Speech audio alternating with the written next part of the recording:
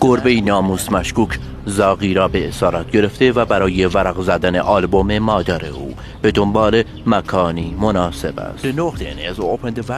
نقطه ای که او میخواهد وکیوم زاغ را در آنجا باز کند آن طرف این دیوار است، اما گویا دعای خیر پدر و مادر بدرقه راه او نیست. زیگیل مغز تومه را رها کرده تا نقشه خود را عملی کند، اما زاغ به طور باور نکردنی پوزیشن را تغییر میدهد. زاغ نان خمره اسکین خارپسته متیک را از آن خود کرده و از این رو در اقصا نقاط او عروسی است.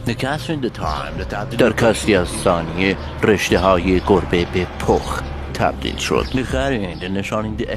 خر برای گربه به نشانه احترام کلاهش را برمی‌دارد.